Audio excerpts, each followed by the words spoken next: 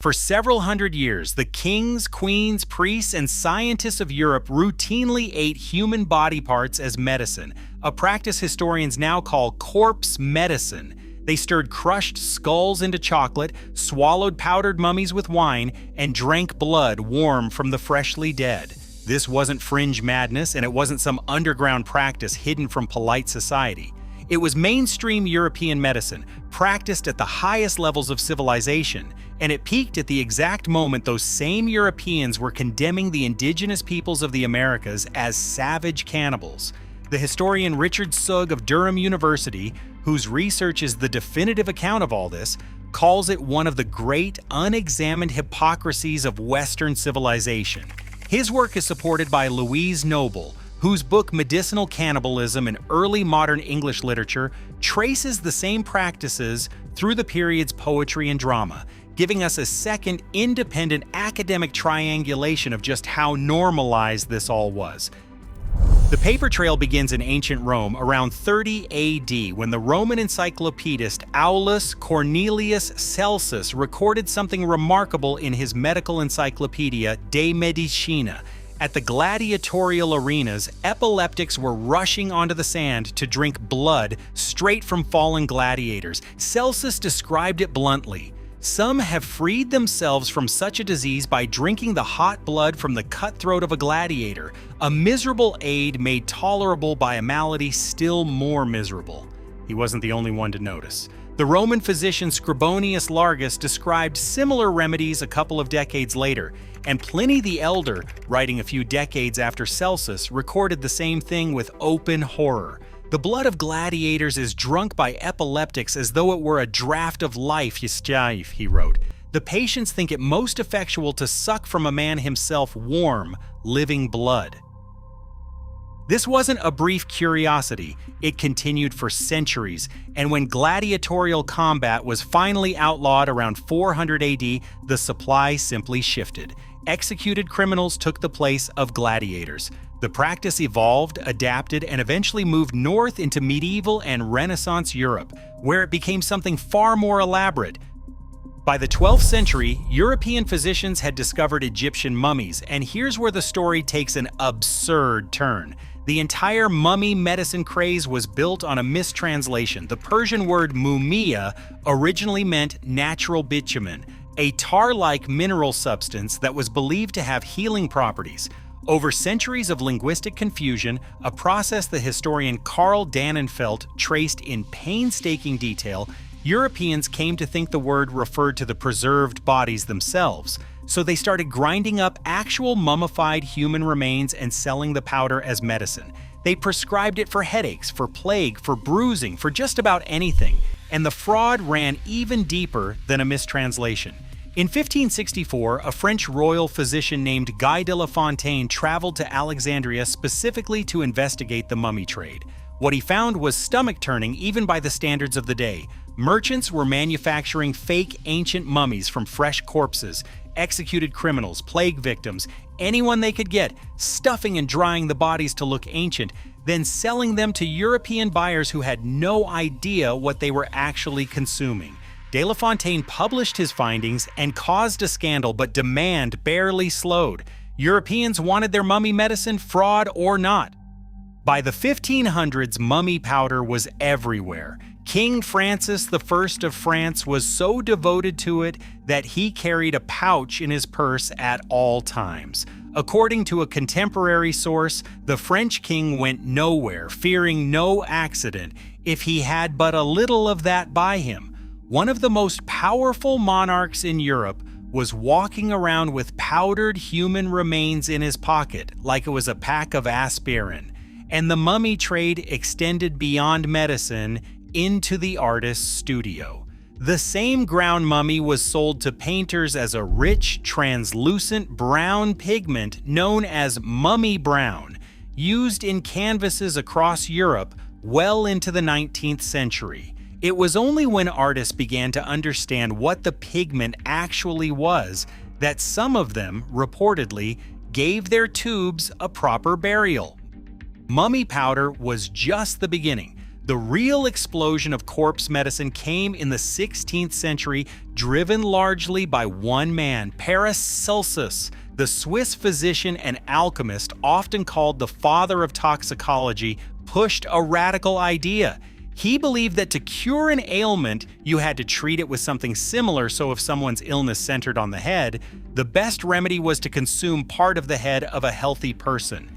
If doctors were aware of the power of this substance, Paracelsus declared, no body would be left on the gibbet for more than 3 days.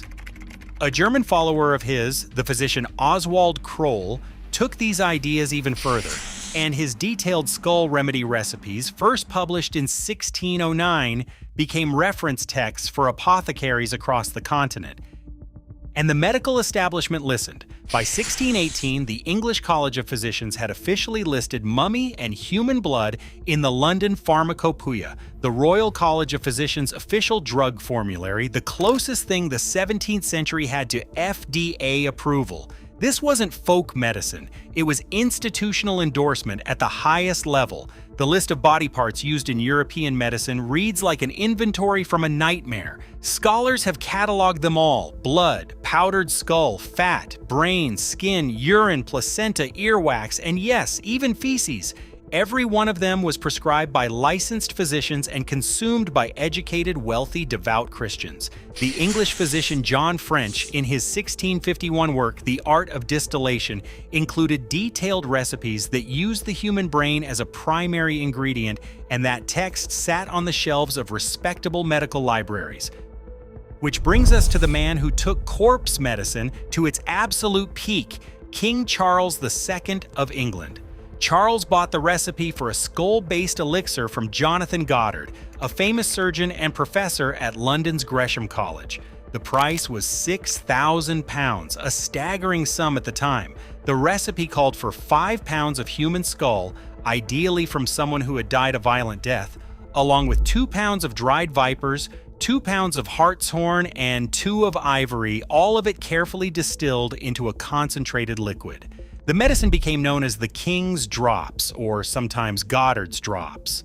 Charles did not just buy the recipe and hand it off to his apothecary.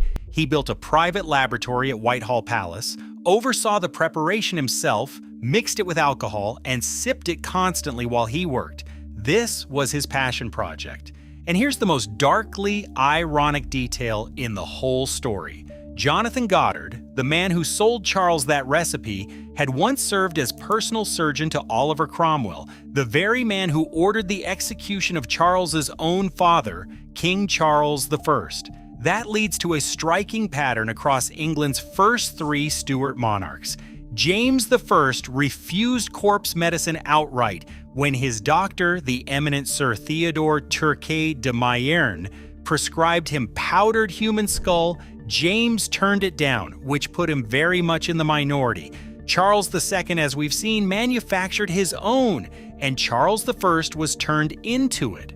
On January 30th, 1649, King Charles I was beheaded for treason, and the moment the axe fell, the executioner started selling scraps of the king's hair and parcels of blood-soaked sand from the chopping block.